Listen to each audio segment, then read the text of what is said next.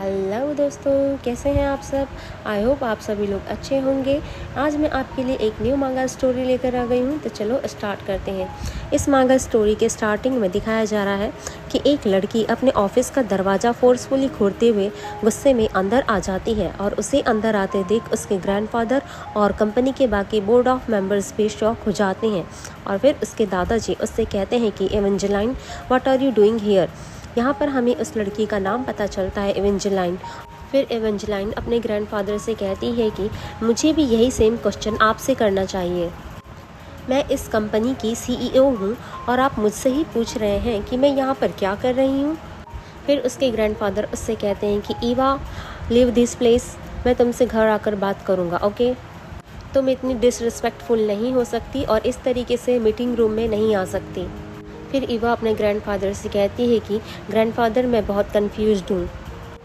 आखिर आप ऐसा क्यों कह रहे हैं, मुझे अभी ही यहीं पर एक्सप्लेनेशन चाहिए।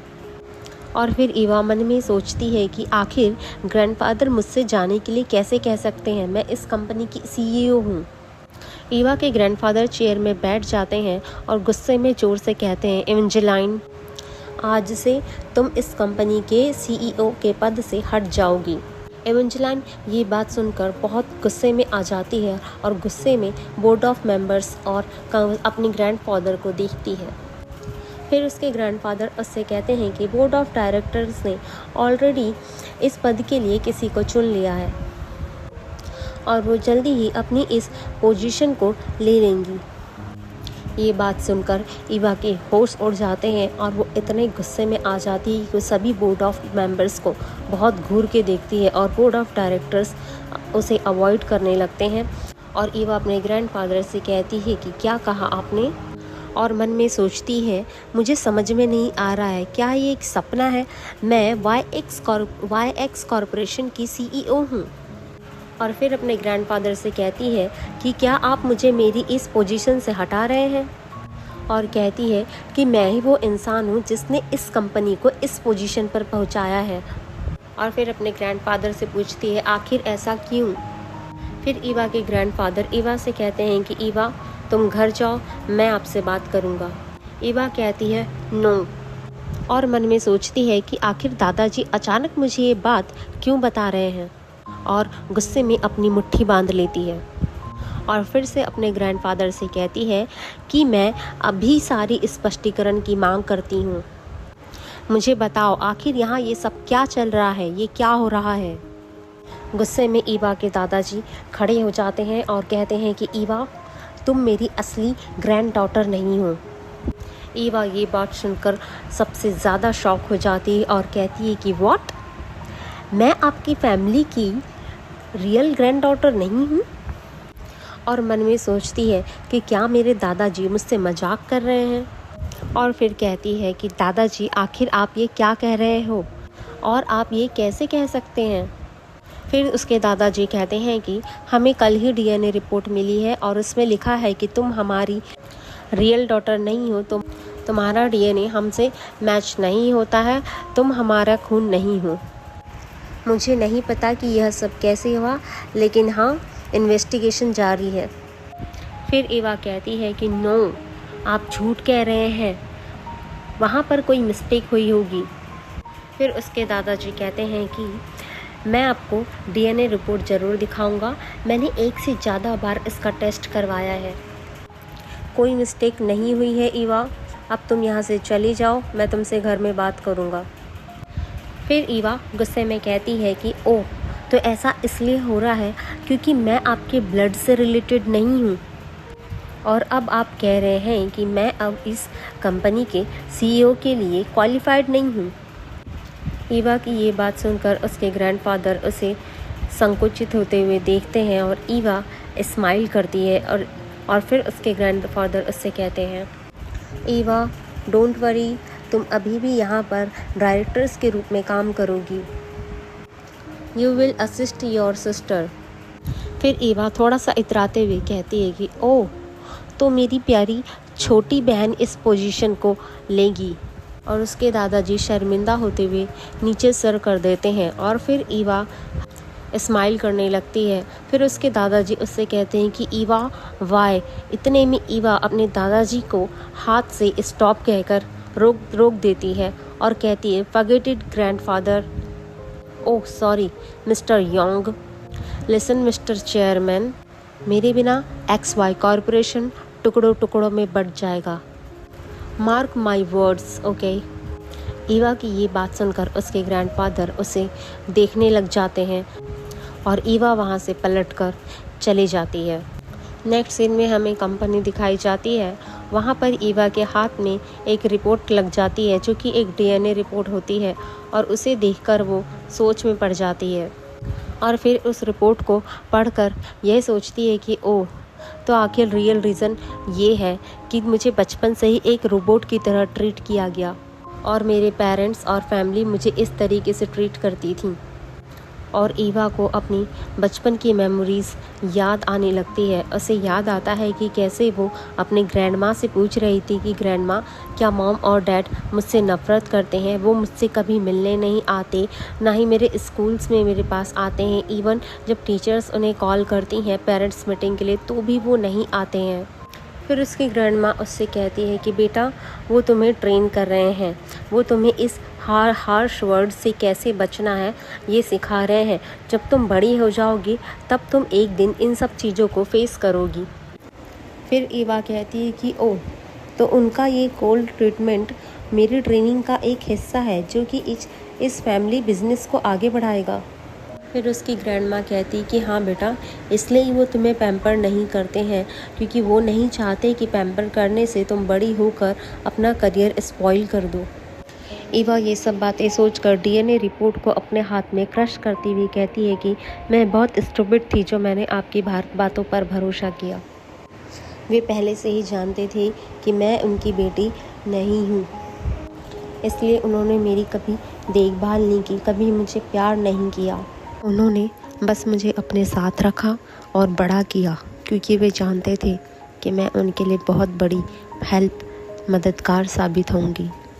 और अब जब मैं बड़ी हो चुकी हूँ, मैं इंडिपेंडेंट हो गई हूँ, मैंने कंपनी को उस शिखर पर पहुँचा दिया है, तो अब वे मुझे अपना थ्रेट समझने लगे हैं और इसीलिए अब मुझे इस कंपनी से निकालने के लिए उन्हें ये सही टाइम लग रहा है। मेरा यूज़ करने के बाद वो मुझे बाहर निकाल रहे हैं। सीन में हमें रोड साइड दिखाई जा रही है जहाँ पर ईवा कार ड्राइव कर रही है।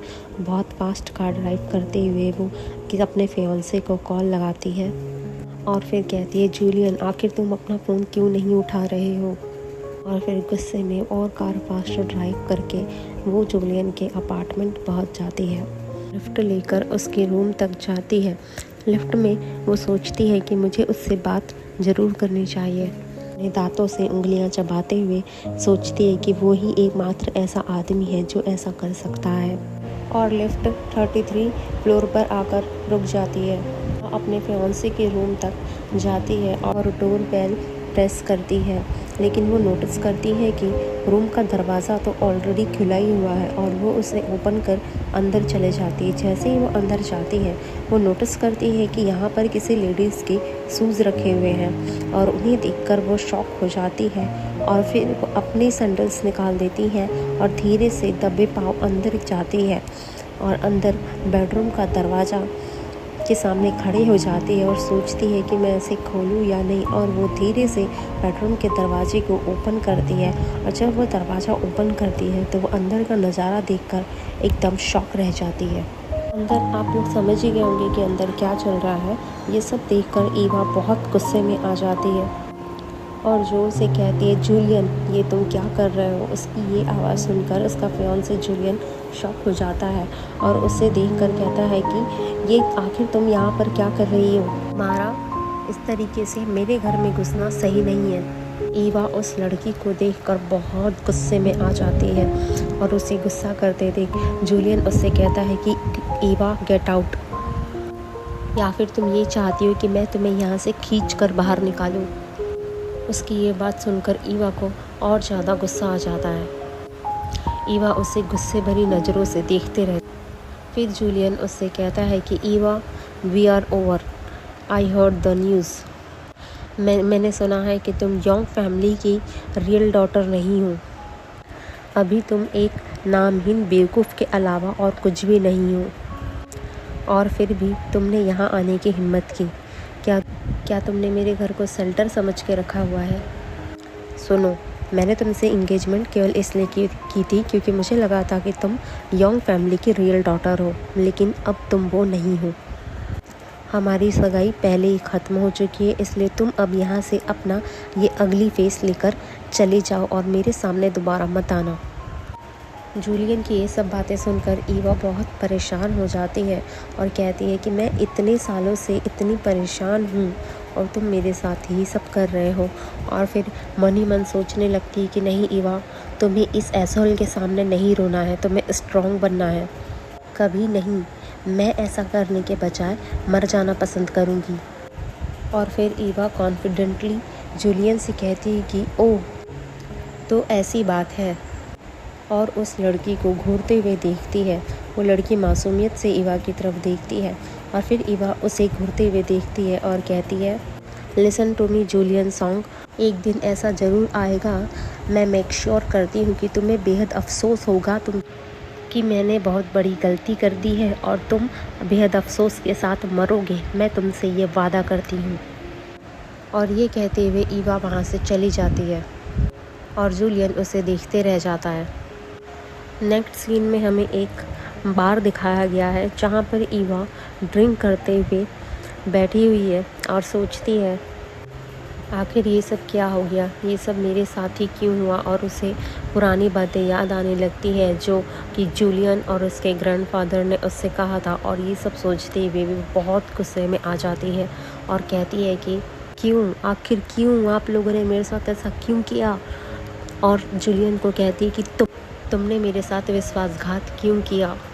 फिर उसे अपने ग्रैंडफादर की बात याद आती है कि उन्होंने कहा था कि बिकॉज तुम हमारी रियल ग्रैंड डॉटर नहीं हो, तुम हमारा ब्लड नहीं हो, तुम ऐसे डिसरिस्पेक्टफुल होकर बात नहीं कर सकती और मीटिंग रूम में इस तरीके से नहीं घुस सकती। ग्रैंडफादर की ये सब बातें याद कर वो बहुत टेंशन में आ जाती है और ज़्यादा ड्रिंक करने लगती है और ड्रिंक करते हुए सोचती है कि आखिर तुमने मुझे इतनी आसानी से कैसे दूर फेंक दिया।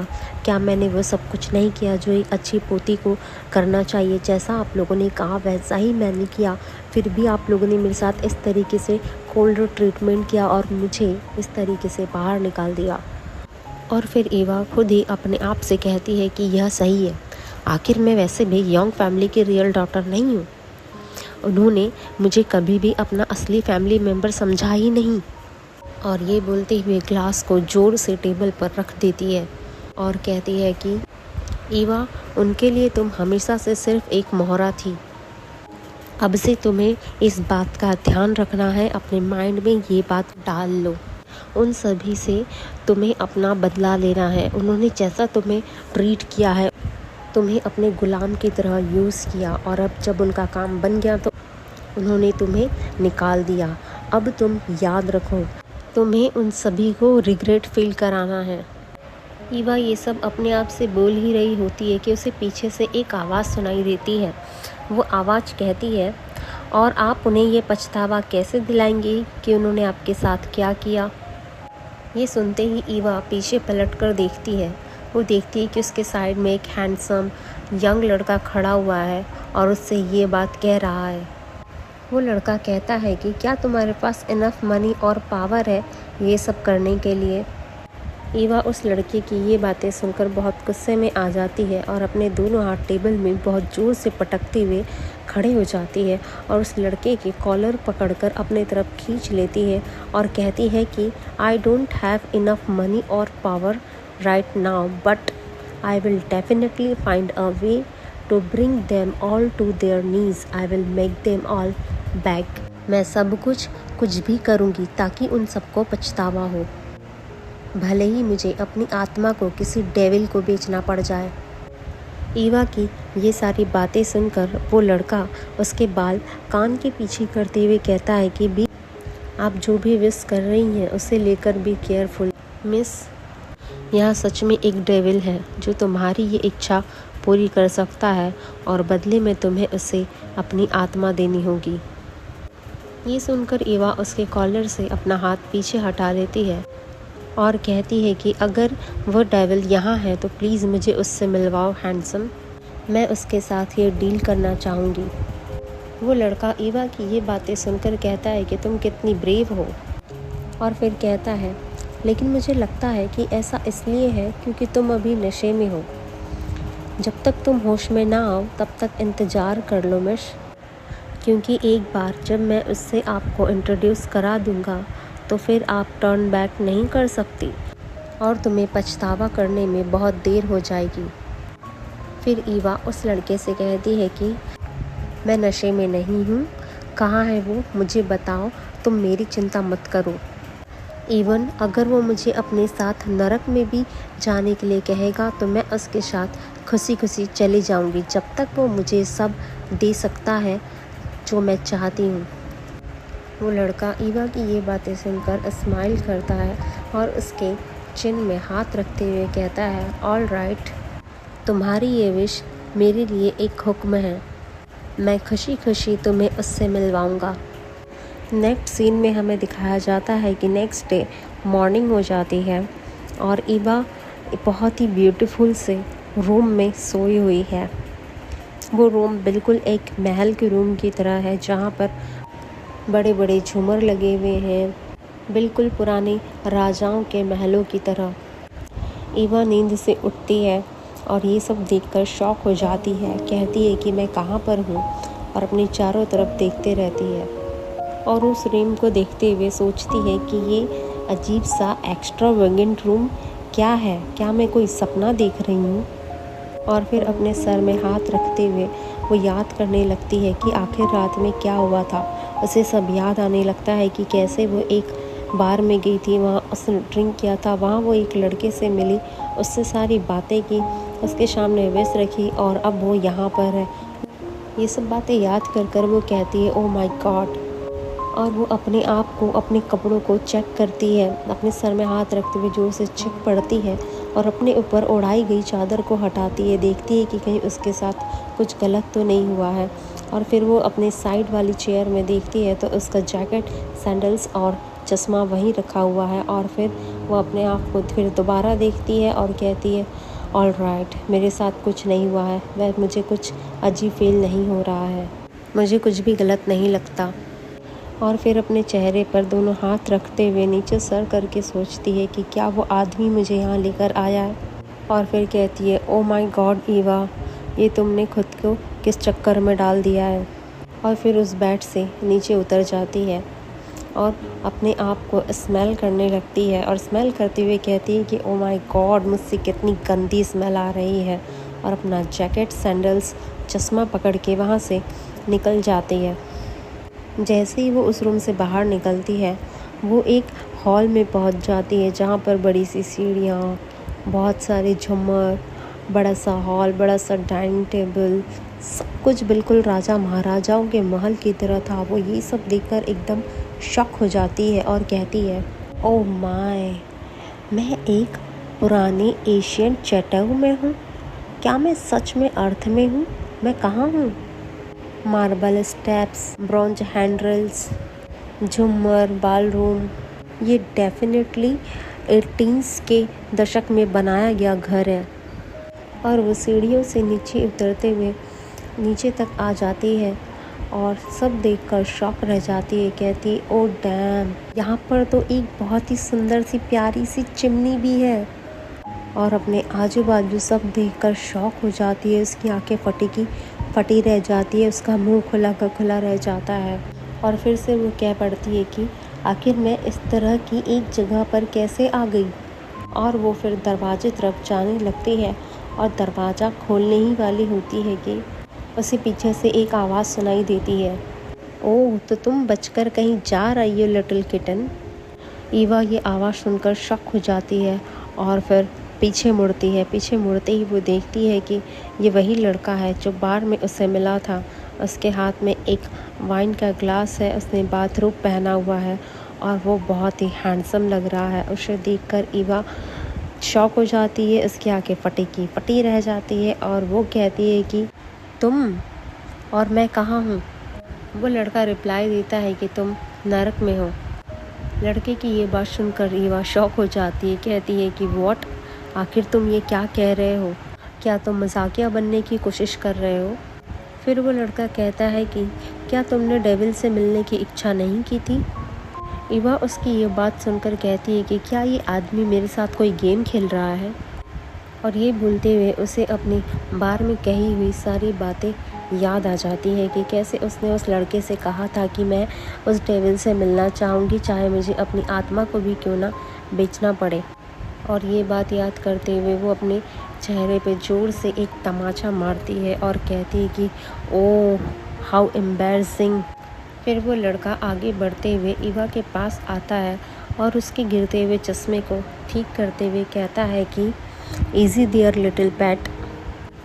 ईवा उस लड़के का हाथ पकड़ लेती है और कहती है कि मैं तुम्हारी पालतू नहीं हूँ, मुझे ये बुलाना बंद करो। ईवा की ये बात सुनकर लड़का कहता है कि तुम बहुत सीरियस हो रही हो, थोड़ा काम डाउन हो जाओ। ईवा उस लड़के की ये बात सुनकर उसका हाथ अपने हाथों से हटाकर झटक देती है और कहती है कि आई एम लिविंग, और कहती है कि thank you and sorry for the trouble I caused. और पीछे मुड़कर वहाँ से जाने के लिए निकल जाती है और दरवाज़ा खोलने ही वाली होती है कि वो लड़का आकर कहता है कि वेट, और दरवाजे पर अपना हाथ रख देता है। कहता है स्टॉप, अगर तुम्हें लगता है कि तुम्हारे एक सिंपल से थैंक यू और सॉरी मेरे लिए इनफ है तो मैं तुम्हारी इस सॉरी को, माफ़ी को आगे बढ़ाऊँगा। सॉरी टू डिसअपॉइंट यू छोटी बिल्ली का बच्चा, लेकिन यह शैतान केवल इस सॉरी से सेटिस्फाइड नहीं होगा, स्पेशली जो तुमने चीज़ें की हैं उसके बाद तो बिल्कुल भी नहीं। उस लड़के की ये बात सुनकर ईवा कहती है कि वेट, मैंने जो कुछ किया है, क्या किया है मैंने? ईवा से वो लड़का कहता है कि ऐसा लगता है कि तुम्हें याद नहीं है कि तुमने क्या किया है। देन फाइन, मुझे लगता है कि मुझे तुम्हें यह समझाने के लिए कुछ एविडेंस दिखाने होंगे कि मैं केवल चीज़ों को नई बहाना बना रहा हूँ। ईवा उसकी ये बात सुनकर शॉक हो जाती है और कहती है कि एविडेंस, किस टाइप के एविडेंस? फिर वो लड़का कहता है कि हियर्स द एविडेंस पेट। उसकी ये बात सुनकर ईवा पलट जाती है। ईवा के पलटते ही वो लड़का अपने बाथरूम को ओपन कर देता है और उसकी बॉडी दिखने लगती है, उसके से 6 पैक एब्स दिखने लग जाते हैं। फिर वो लड़का ईवा की तरफ देखते हुए कहता है राइट हियर लिटिल किटन, और अपनी उंगली से अपनी गर्दन पर बने हुए निशान को दिखाता है। ईवा उस निशान को देखकर शॉक रह जाती है। डेविल्स डेन का क्लब एरिया दिखाया गया है। अब से हम उस लड़के को डेविल नाम से पुकारेंगे। नेक्स्ट सीन में दिखाया जाता है कि उस क्लब से डेविल और ईवा उस क्लब से बाहर निकल रहे हैं। डेविल ने ईवा का हाथ पकड़ा हुआ है। डेविल कुछ दिखाते हुए ईवा से कहता है कि वी आर हेयर, और ईवा अपने सामने अपनी कार को देखकर शॉक रह जाती है और कहती है कि डेविल कहाँ है? तुमने कहा था कि तुम मुझे डेविल से मिलवाने ले जा रहे हो, क्या ये मेरी कार डेविल है? ईवा को ऐसे बोलते देख डेविल कहता है कि हाउ एडोरेबल। फिर ईवा उससे कहती है कि तुम मुझे मूर्ख बनाने की कोशिश कर रहे हो। फिर डेविल ईवा से कहता है कि मैं तुम्हारा पेट नहीं हूँ, यह बस इतना ही है। डेविल ने मुझसे कहा है कि उसे नशे में किसी से बात करना पसंद नहीं है, इसलिए मैं तुम्हें अभी घर भेजने जा रहा हूँ। डोंट वरी, तुम जब शांत हो जाओगी तब मैं खुद ही तुम्हें डेविल से इंट्रोड्यूस करा दूँगा, ओके? फिर ईवा डेविल से कहती है कि मैंने तुमसे कहा ना कि मैं ड्रंक नहीं हूँ। इतना कहते ही ईवा का पैर स्लिप हो जाता है और वो गिरने लगती है और डेविल इसे पकड़ लेता है और कहता है कि तुम्हारा एड्रेस क्या है, या क्या कोई ऐसा है कि जिसे मैं तुम्हें लेने के लिए कॉल कर बुला सकूँ? फिर ईवा कहती है एनीवन? नो, ऐसा कोई भी नहीं है, मुझे घर नहीं जाना है। ऐसा कोई भी नहीं है जिसे मैं कॉल कर बुला सकूँ। फिर ईवा डेविल को पीछे से पुश करते हुए कार में बैठाती है और कहती है कि इसलिए तुम्हें मुझे डेविल के पास ले जाना ही होगा। मैं और टाइम वेस्ट नहीं कर सकती हूँ। मुझे नहीं लगता कि मैं कार ड्राइव कर पाऊँगी, इसलिए तुम कार ड्राइव करोगे।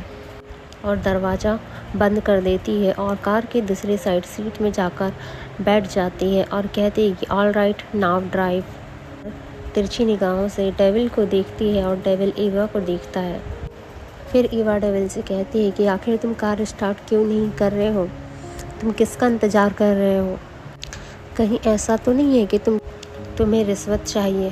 फ़ाइन।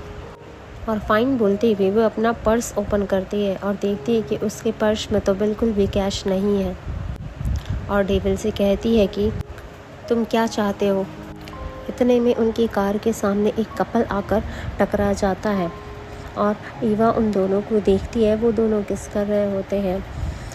उन दोनों को देखकर ईवा के मन में ख्याल आता है कि कहीं इस लड़के को भी यही सब तो नहीं चाहिए, और वो ये सब सोचकर उसकी तरफ देखती रहती है।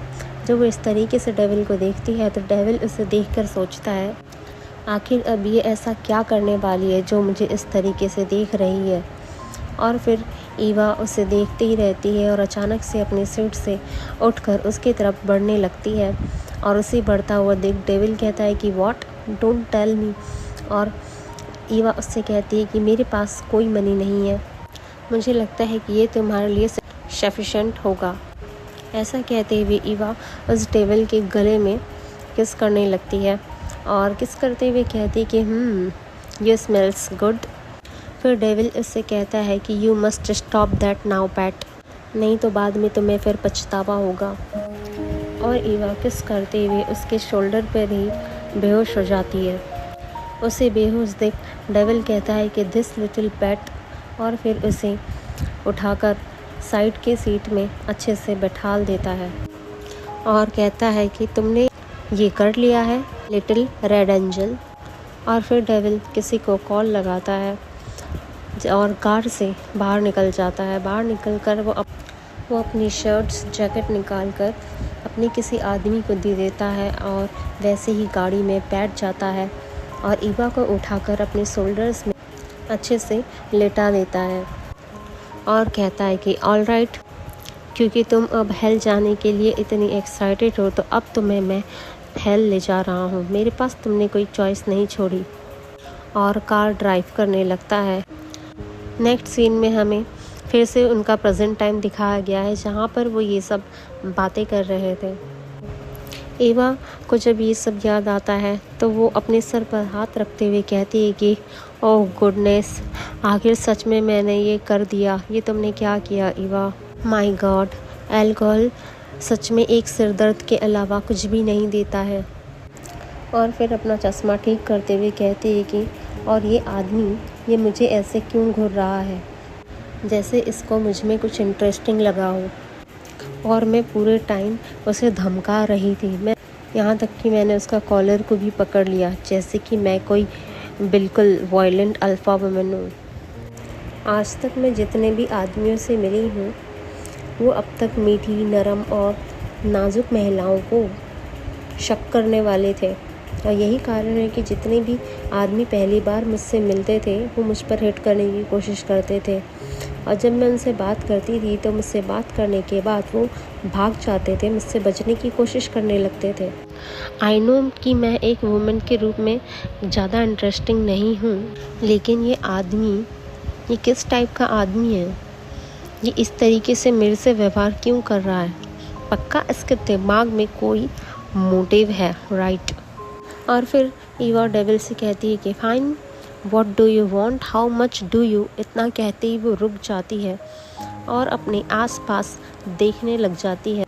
और सारी चीज़ों को गौर से देखने के बाद वो सोचती है कि ये घर तो बहुत ही लग्जरी है, क्या ऐसे आदमी को भी पैसे की ज़रूरत होगी? बट अगर ये सब इसका नहीं हुआ, ये इन सब चीज़ों का मालिक नहीं हुआ तो? लेकिन ये दिखने में तो बहुत रिच और पॉपुलर पर्सनालिटी लगता है। लेकिन इससे पहले भी मैं बहुत से आदमियों से मिली हूँ, लेकिन ये उनसे बिल्कुल डिफरेंट है। उनकी तुलना में बहुत ज़्यादा स्ट्रॉन्ग, रिच और हैंडसम है। आखिर ये है कौन? क्या मेरे अवलोकन और अनुमान अति शक्तिपूर्ण है? आप कौन हैं? जैसे ही ईवा उससे पूछती है कि आप कौन हैं, डेविल कहता है कि हु एम आई? तुम्हें क्या लगता है मैं कौन हूँ पैट? फिर ईवा कहती है कि मेरे पास बिल्कुल भी टाइम नहीं है ये गेसिंग गेम खेलने का। ये बात सुनकर डेविल कहता है कि ये तो बहुत शर्म की बात है और स्माइल करता है। ईवा उसकी स्माइल देखकर सोच में पड़ जाती है कि ये आदमी बहुत अजीब है। क्या इसे अभी भी मेरे इस टाइप के बिहेवियर से नाराज़गी नहीं है? मैं इससे पहले जितने भी लोगों से मिली हूँ उनमें से ज़्यादातर ऐसे ही थे। यदि सभी नहीं तो बाकी पुरुष और महिलाएं दोनों ही मेरे साथ बातचीत समाप्त करने के लिए इंतज़ार नहीं कर सकते, सिवाय तब जब बातचीत पूरी तरीके से बिजनेस के बारे में हो। तो फिर ऐसा क्यों लग रहा है कि ये आदमी बातचीत को खींचने की कोशिश कर रहा है? फिर डेविल कहता है कि fine, I am the devil. जैसे ही डेविल ये बात कहता है वहाँ पर साइलेंस हो जाता है और ईवा उसे घूर कर देखने लगती है और कहती है कि अगर तुम मुझे सीरियसली नहीं ले रहे हो तो मैं यहाँ से जा रही हूँ। उसकी ये बात सुनकर डेविल शांति से अपनी वाइन ख़त्म करता है, उसे देखते हुए ड्रिंक करता है और ईवा भी उसे देख रही होती है। उसे ड्रिंक करते हुए देख वो सोचती है कि ये आदमी क्या सिर्फ मेरे मामला है या फिर सचमुच मुझे बहकाने की कोशिश कर रहा है। और कैसे एक आदमी एक गिलास शराब पीकर एक ही समय में इतना सेक्सी और हैंडसम लग सकता है। ओह गॉड, ये आदमी वाकई बहुत डेंजरस है। ये सच में एक ऐसा आदमी है जिससे हर समझदार लेडीज़ को दूर रहना चाहिए। सच में ये एक ऐसा आदमी है जो कि इन रियलिस्टिक और करिश्मे के साथ एक निश्चित रूप से ऐसा आदमी है जिसे बहुत सारी गर्लफ्रेंड्स वाइफ्स ने कर्ज्ड किया है और बहुत सी फीमेल्स ने इसे निश्चित रूप से एक डेंजरस आदमी माना है। वो ये सब सोचते हुए अपने सर पर अंगूठा रख देती है और नीचे सर कर देती है।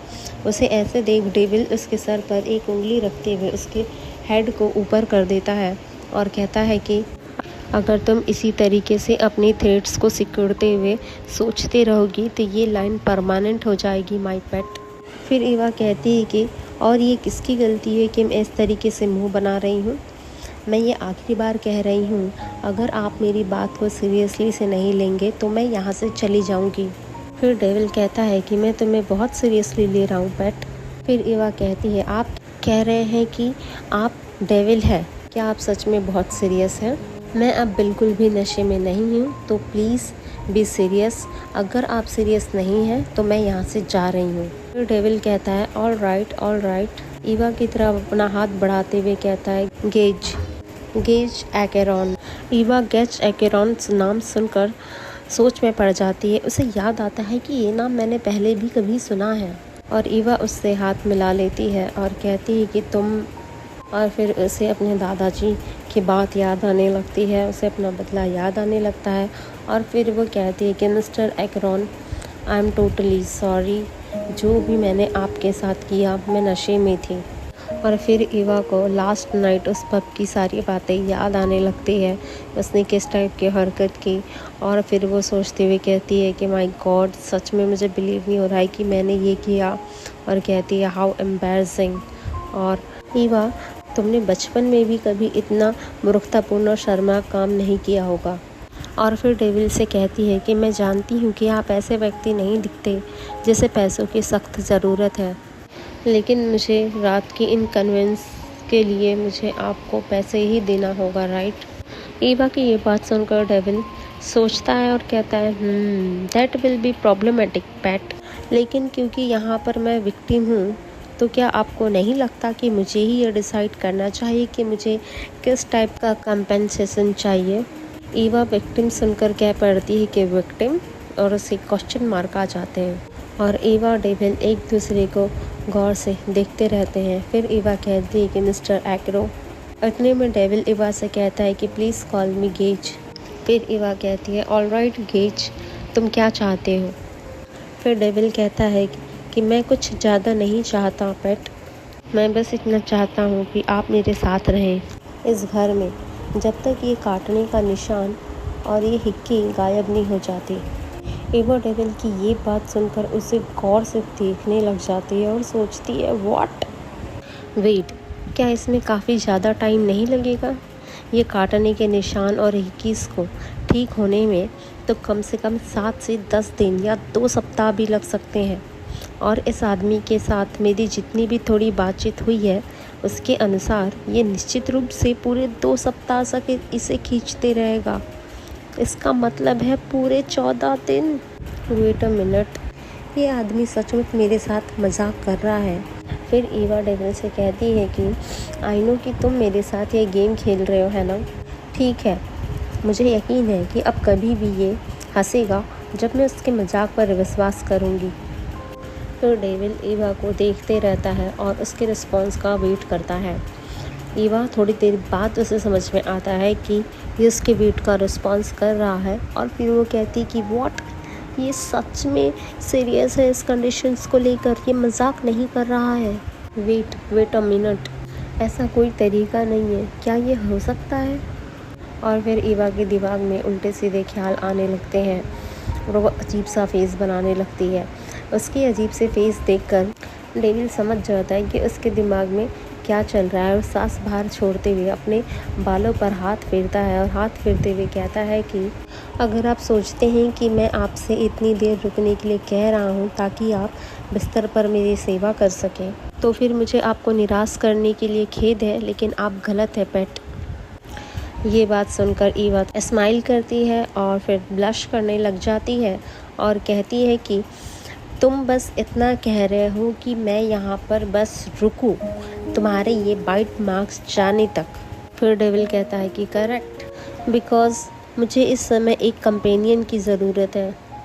उसकी ये बात सुनकर ईवा सोच में पड़ जाती है और कहती है कि इस आदमी को एक कंपेनियन की ज़रूरत है क्योंकि वो घर पर अकेला है।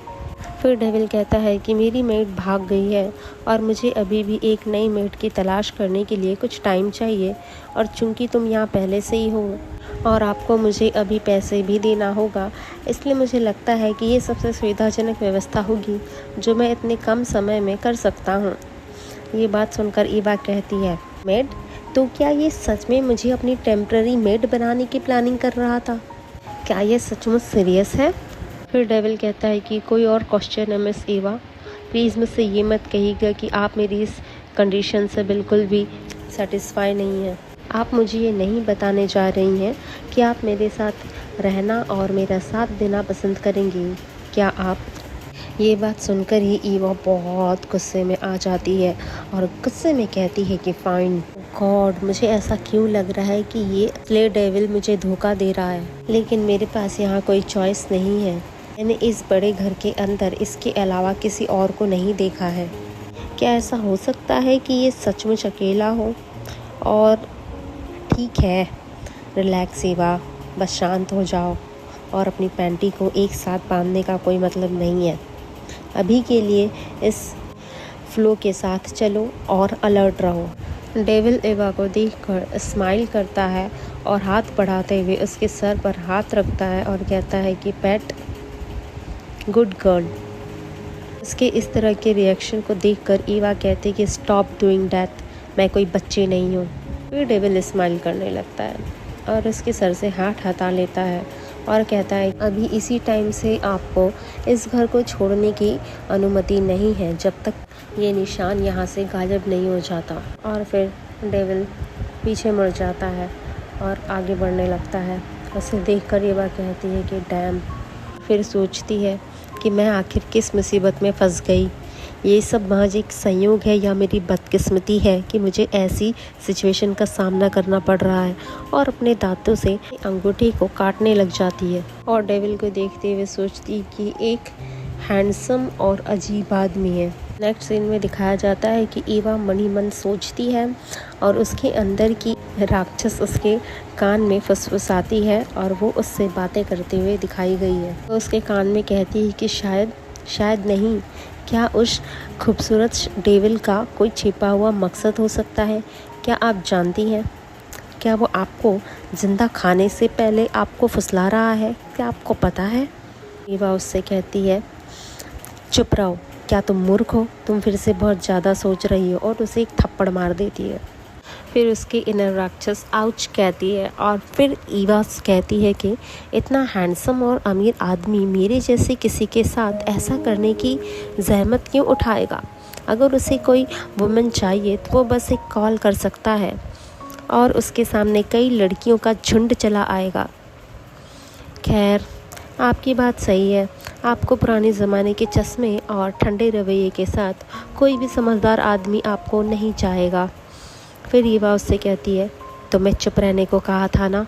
तुम मेरी हेल्प नहीं कर रही हो, मुझे परेशान करना बंद करो और मुझे इस झंझट से बाहर निकालने का रास्ता सोचने दो। ये सोचते हुए ईवा डेविल की तरफ देखती है और डेविल ईवा को देखता है और उससे कहता है, कम ओवर पैट। फिर ईवा उसके पास जाती है और कहती है कि वेट, क्या आपको नहीं लगता कि मुझे पहले घर जाना चाहिए?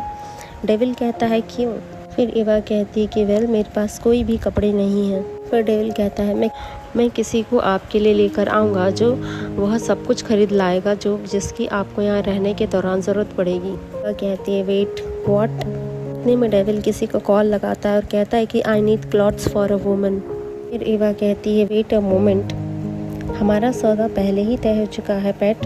मैंने कहा था कि जब तक ये निशान गायब नहीं हो जाता तब तक इस जगह को तुम नहीं छोड़ सकती। आपने पहले ही इसीलिए सहमति दे दी है। अपने शब्दों से मुकरना ठीक नहीं है पैट। ये सब डेविल ईवा से कहता है। फिर कहता है, अब तो वापस तुम उस कमरे में जाओ और नहा लो। मैं कुछ ही देर में तुम्हारे कपड़े लेकर आऊँगा। जाओ, जब तुम तैयार हो जाओ तब वापस आना। और फ़ोन कॉल में लग जाता है। ये सुनकर ईवा की इनर डेविल कहती है कि बिकॉज ईवा, तुम अजीब सी बदबू आ रही हो, इसलिए तुम्हें सच में पहले शावर ले लेना चाहिए। और फिर ईवा वहाँ से शावर लेने के लिए चली जाती है और उसका सर थोड़ा सा दर्द दे रहा होता है। सर में हाथ रखते हुए निकल जाती है और शावर लेने लगती है। शावर लेकर निकलते ही वो देखती है कि बेड में उसके कपड़े रखे हुए हैं। उन्हें देखकर स्पीचलेस हो जाती है और ड्रेसअप होकर कहती है कि अब उससे सच में बात करने का समय आ गया है। मुझे उसे हर कीमत पर मनाना होगा कि वह मुझे यहाँ से जाने दे। और पीछे से फायर उठती है और ईवा वहाँ से डेविल के पास जाने के लिए निकल जाती है और उसके सामने डेविल खड़ा होता है। उसे देखते ही वो कहती है, भगवान का शुक्र है कि इसने आखिरकार कपड़े पहन लिए। कि रिडिकुलसली परफेक्ट बॉडी सच में बहुत डिस्ट्रैक्टिंग है। इस बार मुझे उससे पहले बोलने नहीं देना चाहिए। और ईवा बोलने ही वाली होती है कि अचानक से डेविल नीचे बैठ जाता है और ईवा ब्लश करने लगती है और कहती है, माय गॉड व्हाई नाउ। और फिर डेविल उसे एक स्लीपर देता है, कहता है कि इसे पहनो और स्लीपर उसे अपने हाथों से पहनाने लगता है। इसे देखते ही ईवा शॉक हो जाती है और कहती है कि व्हाट इज़ ही डूइंग। और डेविल इसे दूसरे स्लीपर्स रखते हुए आगे बढ़ाते हुए कहता है कि इसे पहनो। और फिर ईवा सोचती है कि क्या इसने मुझे अपनी मेड की जगह पर नहीं रखा है? आखिर क्यों? क्या कुछ गलत है? फिर डेविल ईवा से पूछता है कि एनीथिंग रॉन्ग। डेविल की पूछते ही ईवा शॉक रह जाती है और देखते रह जाती है उसे और फिर खांसते हुए कहती कि नथिंग और दूसरे स्लीपर भी पहन लेती है। और फिर अपनी गर्दन को मूव करते हुए कहती कि नहीं, मेरे पास ज़्यादा सोचने का टाइम नहीं है। उसने जो किया शायद उसके लिए कुछ भी इम्पोर्टेंट नहीं रखता। अपने आप पर कंट्रोल रखो ईवा। और ईवा लंबी गहरी सांसें लेने और छोड़ने लगती है। फिर डेविल उससे कहता है कि ऑल राइट, चलो मेरे साथ पैट। फिर ईवा सोचती है कि ये मुझे कहाँ ले जा रहा है। ठीक है, मुझे उससे बात करने के लिए सही समय का इंतज़ार करना होगा और उसे मुझे जाने देने के लिए मनाना होगा। और उसके साथ जाने लगती है और देखती है कि वो उसे किचन में ले जा रहा है और सोचती है कि ये मुझे किचन में क्यों ले जा रहा है। अपने चश्मे को ऊपर करती हुई कहती है कि ऑल राइट, ये मेरे लिए सही टाइम है। फिर से उसके अंदर की पर्सनालिटी आती है और उसके कान में फुसफुसाती कि ओ गॉड, अब वो सच में तुमसे खाना बनवाएगा। और फिर ईवा गजब से स्माइल करते हुए कहती है कि ये सही है, वह मुझे किचन में ले जाएगा इसके कि मैं उसके लिए खाना बनाऊं। फिर उसकी इविल स्पिरिट कहती है कि ओ गॉड, एक बार उसने तुम्हारा खाना टेस्ट किया तो मैं इमेजिन कर सकती हूँ उसका वो हॉरर फेस। ईवा कहती है दैट्स द प्लान। ही करते हुए कहती है, एक बार जब ये सम डेविल मेरे हाथों से बना हुआ खाना टेस्ट करेगा तो ये मुझे डेफिनेटली घर से बाहर निकाल देगा। Don't you think it's easy? और स्माइल करते हुए डेविल को देखती है और उसके साथ किचन में अंदर जाती है और कहती है all right, I will do this. और अपने अस्तीन्स को ऊपर करने लगती है। इतने में डेविल चेयर पीछे खींचता है और ईवा को बैठने के लिए कहता है। ईवा ये देखकर फिर से हैरान रह जाती है और अपनी आंखें ब्लिंक करती है और कहती है कि वेट व्हाट। फिर डेविल उससे कहता है कि प्लीज़ टेक अ सिट। और फिर ईवा वहाँ पर बैठ जाती है और कहती है कि आखिर ये सब क्या चल रहा है, क्या आपको मुझे आपके लिए खाना पकाने का आदेश नहीं देना चाहिए।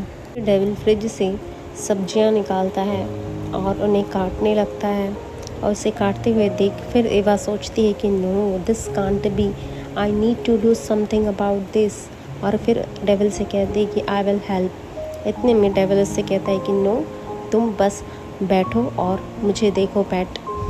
और फिर ईवा फिर से स्पीचलेस हो जाती है और कहती है व्हाट इज़ गोइंग ऑन। पानी पीते हुए सोचती है कि इसने मुझे अपनी टेम्पररी नौकरानी के रूप में खाना बनाने के लिए नहीं रखा है। आखिर उसने मुझसे ऐसा क्यों कहा कि मैं यहीं पर बैठकर वेट करूं और बस उसे देखती रहूं जब वो मेरे लिए खाना बनाता है। यहाँ कुछ ठीक नहीं है। ओ गॉड, मुझे सचमुच कोई आइडिया नहीं है कि यहाँ पर क्या हो रहा है, एग्जैक्टली क्या सोच रहा है। ये डेविल सच में बहुत सस्पिशियस है। फिर उसकी इविल स्पिरिट कहती है कि ही डेफिनेटली इज़, निश्चित रूप से उसका कोई अन्य एजेंडा होगा। सही है, वरना वो मेरे जैसे अजनबी के साथ ऐसा व्यवहार क्यों करेगा। जिस तरीके से उसने मुझे कुछ समय पहले वो स्लीपर्स दिया था, और अब ये कौन किसी अजनबी के साथ ऐसा व्यवहार करेगा जो उसके प्रति उदासीन है, सिवाय इससे कि उसके पीछे कोई छुपा हुआ उद्देश्य हो। फिर उसकी इविल स्पिरिट कहती है कि ठीक है, लेकिन ईवा अभी तुम्हारे पास कोई चॉइस नहीं है। तुम गलती से भी कोई भी दूसरी खड़ी नहीं कर सकती, स्पेशली इसलिए क्योंकि ये आदमी जिस महल में रह रहा है और उसके रूप रंग को देखकर लगता है कि वो बहुत अमीर है। और आप सभी जानते हैं कि जब चीज़ें उनके अकॉर्डिंग नहीं होती तो ये अमीर लोग कैसे पागल हो जाते हैं। और फिर ईवा डेविल को देखते रहती है और कहती है कि आई नो दैट, और इसलिए मैं अभी भी उसके कार्यों पर, अपने एक्शंस को लेकर बहुत ज़्यादा अलर्ट हो रही हूँ। वह ये सोच ही रही होती है कि डेविल उसके सामने मीट सूप लाकर रख देता है और ईवा उसे देखकर उसकी आंखें चमकने लगती है। और फिर डेविल उससे कहते हैं कि go on dig in, this will be good for your hangover. और फिर ईवा फिर से अपनी उंगलियां दांतों से चबाने लगती है। डेविल उससे कहता है जब मैं खाना बना रहा था तो तुमने मुझे ऐसे देखा जैसे तुम कोई जटिल पहेली सुलझाने की कोशिश कर रही हो। आई एम श्योर कि अगर मैं इसमें कुछ अजीब डालूंगा तो तुम इसे ज़रूर देखोगी। ये सुनकर ईवा की आंखें फटी की फटी रह जाती है और वो ब्लश करने लग जाती है और कहती है कि डैम, इसने नोटिस किया। को टेस्ट करती है और जैसे ही वो सूप टेस्ट करती है वो कहती है वाह ये कितना यमी है। और फिर डेविल उससे पूछता है हाउ इज़ इट। इतने में ईवा का गला ऑलमोस्ट चोक हुआ रहता है। फिर वो उसे ठीक कर कर कहती है कि इट्स गुड, और वो सीरियस होने की कोशिश करती है कि डैम, आखिर तुम इतना टेस्टी खाना कैसे बना सकते हो। फिर कहती है दिस इज़ बैड, मुझे भूख लगी है और शायद अब सबसे टेस्टी चिकन नूडल सूप है जो मैंने कभी नहीं चखा है। Can't control my self. और उसे इस तरह चिकन सूप खाते हुए देख डेविल अपने चेहरे पर हाथ रखते हुए स्माइल करते हुए उसे प्यार से देखता रहता है और ईवा सूप पी रही होती है। फिर डेविल उसे ब्रेड एंड बटर भी देता है। इसे ईवा डेविल को देखते हुए कहती है कि ये बहुत सस्पिशियस है। उससे कहती है तुम सच में एक मेल विच हो, है ना, जो मुझे खाने से पहले मुझे मोटा करने की तैयारी कर रहा है। उसकी ये बात सुनकर डेविल जोर से हंसने लगता है, हा हा हा। उसका पेट दर्द देने लगता है और ईवा उसे अजीब तरीके से देखने लगती है। ईवा मासूम सा फेस बना लेती है और कहती है my God this is so embarrassing. फिर डेविल इससे कहता है अगर मैं ऐसा करूँ तो क्या होगा पैट, तुम इसके बारे में क्या करोगी। फिर ईवा सोचती है ओ गॉड मैंने ऐसा क्यों कहा, और शर्म से लाल हो जाती है। फिर सोचती है मुझे इस तरीके से खुद को शर्मिंदा करने के लिए क्या हो रहा है। ये शैतान, ये डेविल सच में मुझे उसके सामने बहुत एम्बैरसिंग कर रहा है और उसके पास इसका आनंद लेने के लिए गाल भी है, और वो भी मेरे चेहरे पर। फिर डेविल से कहती है कि खैर अगर तुम सच में एक मेल विच हो तो प्लीज़ मैं चाहूँगी कि तुम मेरा फ़ोन ढूंढने में मेरी मदद करो। और वो सीरियस होने की कोशिश करती है। मुझे याद नहीं आ रहा है कि मैंने इसे कहाँ छोड़ा था, मैं इसे ढूंढ नहीं पा रही हूँ चाहे मैं कितना भी तलाश करूँ। डेविल कहता है कि ओह तुम्हारा फ़ोन, और फिर अपने जेब से उसका फ़ोन निकालते हुए कहता है कि मैं इसे अपने साथ ले गया जब मैंने इसे हमारे जाने से ठीक पहले बार के काउंटर पर रखा हुआ देखा, क्योंकि मैंने देखा कि जब तुमने इसे वहाँ छोड़ा था तो ये तुम्हारे सामने था पेट। मैं कुछ टाइम पहले ही इसे तुम्हें देना भूल गया था, क्योंकि बहुत सारी चीज़ें एक साथ हो रही थी। और फिर ईवा को उसका फ़ोन देता है। ईवा उससे अपना फ़ोन ले लेती है और अपना फ़ोन चेक करती है। उसके फ़ोन में बहुत सारे मैसेजेस और ईमेल्स आते हैं। उसका फ़ोन बीप बीप करके बहुत बजने लगता है, कॉल्स आने लगते हैं, बहुत सारे मैसेजेस मिस कॉल्स पड़े होते हैं और वो अपना फ़ोन देखकर हैरान रह जाती है और उसे एक कॉल भी आने लग जाता है। उसका फ़ोन रिंग करता है और फिर वो डेविल से कहती है कि sorry I need to pick up this call, और डेविल इससे कहता है गो ऑन, और ईवा अपना फ़ोन लेकर बाहर चली जाती है और फ़ोन उठाकर कहती है यस व्हाट इज़। और फिर सामने से आवाज़ आती है ओह गॉड मैम, आपने आखिरकार अपना फ़ोन उठा लिया। आप कहाँ हैं? क्या आपने न्यूज़ देखा? सोशल मीडिया पर जो हंगामा मचा हुआ है वह बहुत ही कट्टरपंथी है। मेरे सेक्रेटरी, आखिर तुम किस हंगामे की बात कर रहे हो? क्या मेरा डिमोशन हो गया है? धीरे बोलो, हंगामे से तुम्हारा क्या मतलब है? मेरा फ़ोन पूरे टाइम बंद था, इसलिए मैं अभी तक न्यूज़ नहीं देख पाई हूँ। फिर सेक्रेटरी ईवा से कहता है कि ओह गॉड बॉस, मैं आपके अनाउंसमेंट के बारे में बात कर रहा हूँ। आपने तो कल रात ही अनाउंसमेंट कर दी कि आप आधिकारिक तौर पर सीईओ के पद से इस्तीफ़ा दे रहे हैं, जो कि तत्काल प्रभाव से लागू होगा। फिर ईवा कहती है कि मैंने ऐसी कोई भी अनाउंसमेंट नहीं की है, मैंने कोई स्टेप डाउन नहीं किया है। सामने से आवाज़ आती है यस बॉस, मुझे पता है। फिर ईवा का सेक्रेटरी कहता है कि लेकिन अब रूमर्स फैल रही हैं कि आपके इस्तीफे का असली कारण ये है कि आप धोखाधड़ी और मिसकंडक्ट का दोषी पाया गया है। ओह गॉड, मुझे अब समझ नहीं आ रहा है कि क्या करूं मैम। मेरे फ़ोन पर कंटिन्यूसली कॉल आ रहे हैं, जो रिपोर्टर्स इस मामले की अंदरूनी जानकारी हासिल करने की कोशिश कर रहे हैं। आप कहाँ हैं? प्लीज़ मुझे बताइए, मैं आपको लेने आ सकता हूँ। और ईवा के फ़ोन में कंटिन्यूसली नोटिफिकेशंस आते रहते हैं। उसका फ़ोन बिप बिप करने लगता है। उसके फ़ोन में बहुत सारे मैसेजेस आते हैं, वो उन्हें रीड करती है और रीड करते ही उसका फ़ोन उसके हाथ से स्लिप हो जाता है। उसका फ़ोन नीचे गिरते देख मिस्टर डेविल आते हैं और कहते हैं कि व्हाट हैपेंड। ईवा कहती है कि नथिंग, प्लीज़ मेरा फ़ोन टर्न ऑफ़ करने में मेरी मदद करो, और डेविल उसका फ़ोन टर्न ऑफ़ कर देता है। ईवा बहुत घबराई हुई सी लगती है। इतने में डोरबेल बजती है और डेविल ईवा से कहता है कि कोई अनवांटेड विजिटर आया है पेट, तुम यहीं पर मेरा वेट करो, I will be right back. और वहाँ से डेविल चले जाता है। डेविल के जाते ही मिस ईवा अपने चेहरे पर हाथ रखते हुए नीचे बैठ जाती है और रोती हुई कहती कि क्यों आपको इस हद तक क्यों जाना चाहिए? आपने मेरे साथ ऐसा क्यों किया? आप मेरे साथ ऐसा कैसे कर सकते हैं? क्या आप सभी लोग रियली बहुत सीरियस है? मुझे पूरी तरीके से डिस्ट्रॉय करने की प्लानिंग बना रहे हैं? क्यों? ये सब सोचते हुए अपना हाथ जोर से दीवार पर पटक देती है। मैं कभी माफ़ नहीं करूँगी, आप में से किसी को भी कभी भी माफ़ नहीं करूँगी। आई स्वेयर, मैं आप सभी से अपनी चीज़ का बदला लूँगी। आपने मेरे साथ जो किया है मैं उसका 10 गुना ज़्यादा आपसे पे करवाऊँगी। और फिर खड़े होते हुए कहीं जाती है और जाते हुए सोचती है कि मुझे अब कुछ करना ही हो गया, नहीं तो मैं सब कुछ खो दूँगी। सबसे पहली बात, मुझे यह घर छोड़ना होगा ताकि मैं जा सकूं और इन सब चीज़ों से निपट सकूं।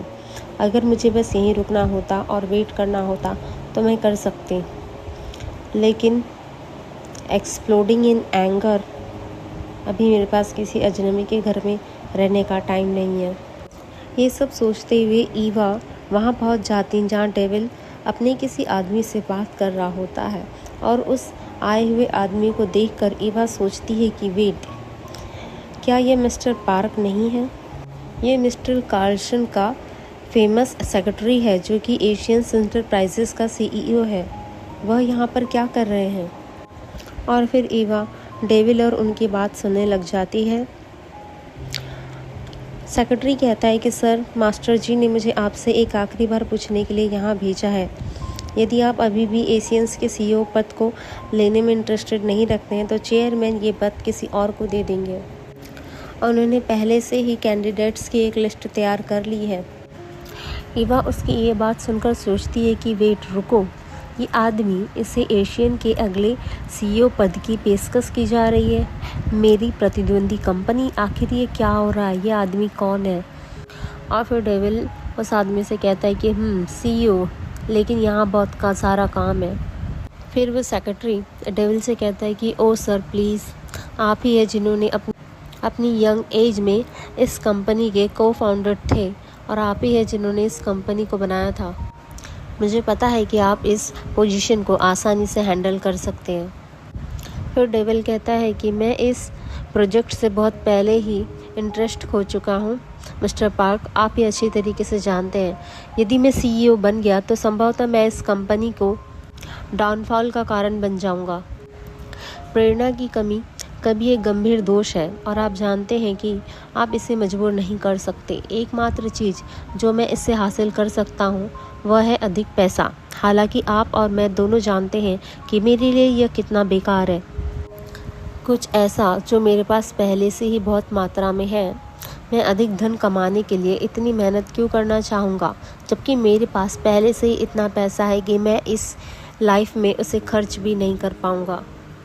फिर सेक्रेटरी कहता है कि ओह खैर, मास्टर ने सोचा कि शायद अब आप बोर हो गए हैं और आप फिर से हार्ड वर्क करना चाहते हैं। फिर डेविल कहता है कि ओह, अगर मैं सचमुच उस पोजीशन पर बैठ गया तो मैं बोर होकर सच में मर जाऊंगा मिस्टर पार्क। फिर सेक्रेटरी कहता है कि ओके ठीक है, मैं समझ गया सर। मैं आपका मैसेज मास्टर को भेज दूंगा ताकि वो अपने कैंडिडेट्स की लिस्ट में से किसी एक को चूज़ कर सके। इतने में ईवा वहाँ अंदर आ जाती है और कहती है कि वेट। मिस्टर सेक्रेटरी पलट कर देखते हैं कि ये किसने कहा और ईवा थोड़ा सा हेजिटेट करते हुए अंदर आती है। ईवा को देखते ही सेक्रेटरी कहता है कि मिस योंग, आप यहाँ पर क्या कर रही हैं। मिस्टर डेविल कहते हैं सी इज़ माई गेस्ट। फिर मिस्टर सेक्रेटरी सोचते हैं कि इन्होंने यहाँ पर एक औरत को छुपा रखा है और ये सोचना कि ये सभी महिलाओं की प्रतिद्वंदी एशियंस की सीईओ है। फिर ईवा सेक्रेटरी से कहती है कि प्लीज़ मिस्टर पार्क, आप थोड़ी देर वेट कीजिए, हम थोड़ी देर में वापस आएंगे। और फिर ईवा डेविल का हाथ पकड़कर उसे खड़ा करके अपने साथ बाहर ले जाती है और उससे कहती है आर यू क्रेज़ी, क्या तुम सच में इस ऑफ़र को रिजेक्ट कर रहे हो।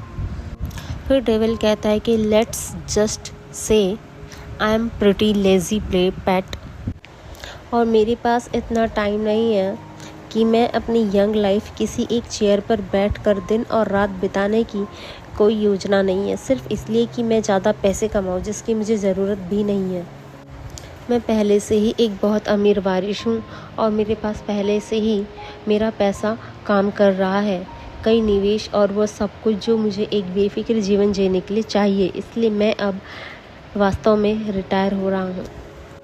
डेविल की ये बात सुनकर ईवा को बहुत गुस्सा आ जाता है और ईवा अपनी भवें सिकुड़ती हुए कहती है कि एरोगेंट बास्टर्ड, और उसके मन में ख्याल आता है कि मैं इसकी ये सेक्सी गर्दन को मरोड़ना चाहती हूँ। फिर उसके अंदर से आवाज़ आती है कि काम डाउन ईवा, तुम जानती हो कि वह ईमानदार है। फिर ईवा डेविल से कहती है देन हायर मी। आपको शायद पता नहीं होगा कि मैं कौन हूँ, लेकिन मैं सीईओ हूँ। मेरा मतलब है कि XY कॉरपोरेशन की फॉर्मर सीईओ हूँ। मुझे हायर कर लो। मैं प्रॉमिस करती हूँ कि मैं एशियन को फिर से टॉप पर लाने और इस प्रोसेस में XY कॉरपोरेशन को डिस्ट्रॉय करने का वादा करती हूँ। फिर डेविल ईवा को देखता है और देखते हुए कहता है तो आप ही वो महिला सीईओ है जिन्होंने XY को एशियन से आगे निकलने में मदद की। फिर ईवा कहती कि यस, मैं वही हूँ, इसलिए मुझे तुम हायर कर लो। मैं तुमसे प्रॉमिस करती हूँ कि मैं जो कह रही हूँ वो करके दिखा सकती हूँ।